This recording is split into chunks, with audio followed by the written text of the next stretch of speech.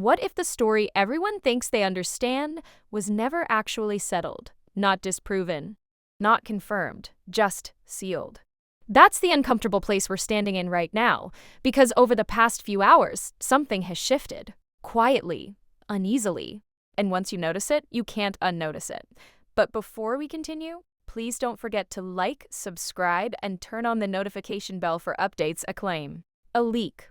A line that shouldn't have been crossed, and yet, somehow, was. And the reason this matters isn't because of shock value, it isn't because of gossip. It isn't even because of the people involved.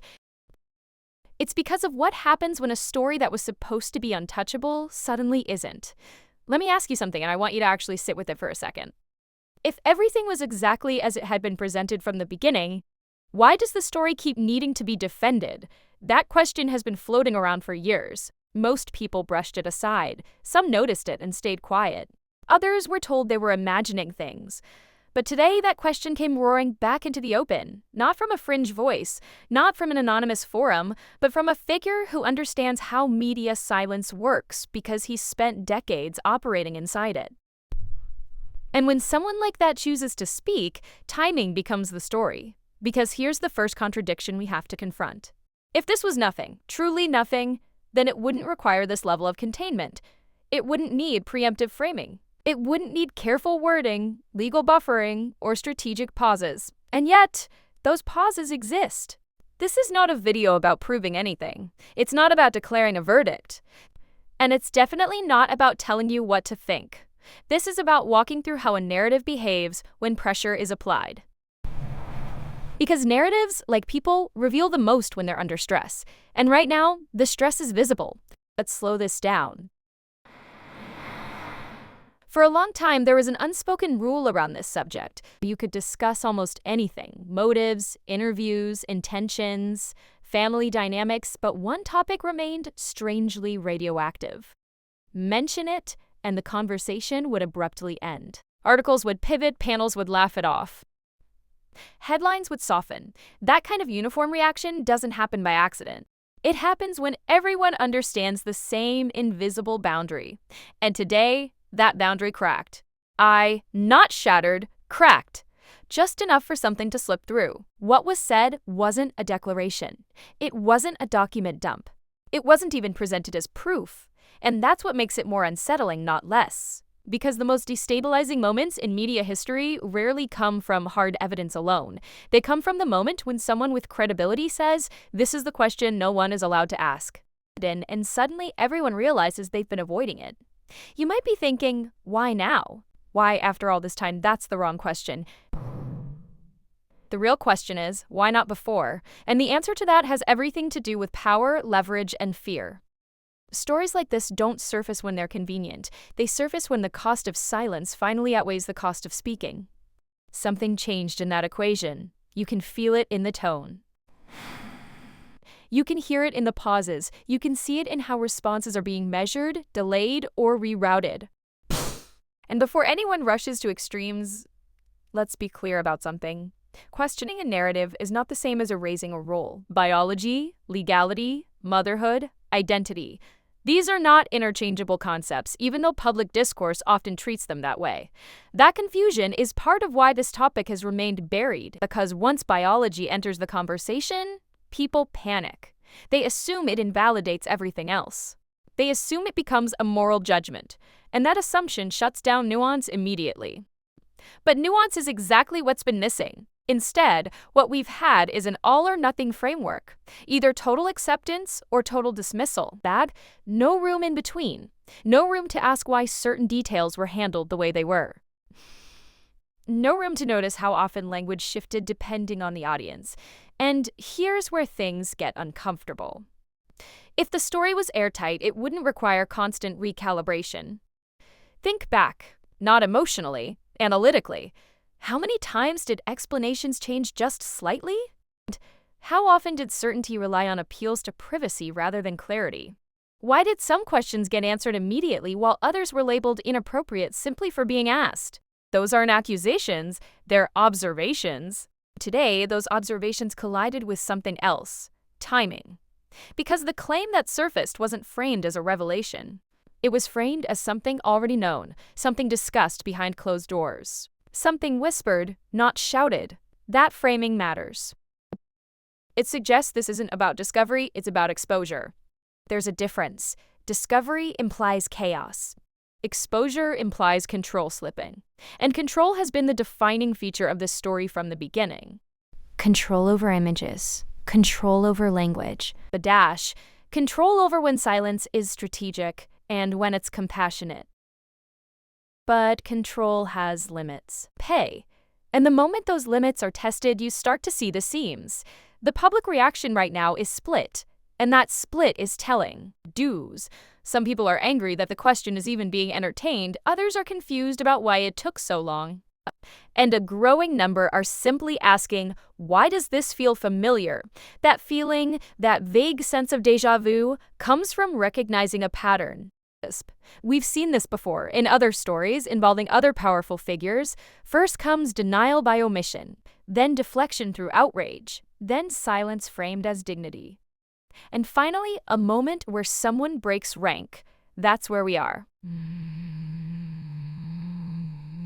Not at the end, not even in the middle. We're at the point where the story can no longer be fully managed, only guided. And guidance leaves fingerprints. Every statement released from this moment forward will matter, not just what it says, but what it avoids. Not just who speaks, but who suddenly doesn't. Watch the phrasing. Watch the timing. Watch who answers questions and who redirects them. Because the truth, whatever it is, doesn't usually announce itself loudly. It leaks. And leaks don't start with floods. They start with pressure. One final thing before we move forward. At the center of this is a child, a real person, whose identity has been shaped by narratives built long before they had a voice. That fact alone demands restraint. It demands care. And it demands that we separate curiosity from cruelty. This investigation isn't about stripping anyone of humanity. It's about understanding why a question was treated as dangerous in the first place. Because when a question becomes forbidden, it usually isn't because it's meaningless. It's because it threatens something carefully constructed. And now, that construction is showing cracks. What happened next didn't come from a lab report or a court filing. It came from the first visible fracture in the public story, years earlier than most people remember. And once you see that moment clearly, everything else starts to look different. But that moment was never meant to be revisited. And yet, here we are. There's a temptation, when a story finally breaks open, to assume the fracture happened all at once. It didn't. It almost never does. Cracks don't announce themselves. They don't come with alerts or timestamps. They show up as discomfort. As moments that don't sit right. As explanations that technically answer a question but somehow leave you feeling less certain than before. And if you trace this story back far enough, not to the controversy, not to the commentary, but to the first time something felt misaligned, you don't land where most people think you will. You land earlier, quieter, in a moment so unremarkable that it passed without headlines. That's the unsettling part. Because the earliest fracture wasn't dramatic. It wasn't loud. It wasn't even challenged. It was accepted. Let's start there. Think back to the very beginning of the public narrative. The announcement phase. The period when everything is supposed to feel solid, celebratory, uncomplicated. This is the part of the story where details are usually locked down, rehearsed, and presented with near military precision. And yet, almost immediately, something strange happened. The language shifted. Not in a way that would trigger alarms, not in a way that could be clipped into a viral moment. Just enough that if you were paying close attention, and most people weren't, you noticed that explanations were doing more work than necessary. Here's a simple rule of storytelling. The clearer the truth, the less it needs defending. But early on, there was defense. Preemptive defense. Defense against questions no one had actually asked yet. Why? At the time, the explanation offered was privacy. Stress. Compassion. And those are reasonable answers until they're used selectively, because privacy was invoked to block some questions but not others.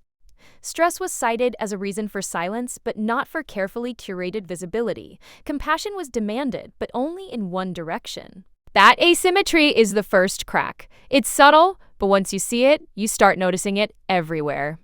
Statements that sounded complete but weren't. Descriptions that avoided specifics while insisting on certainty. Reassurances that leaned heavily on emotion rather than information.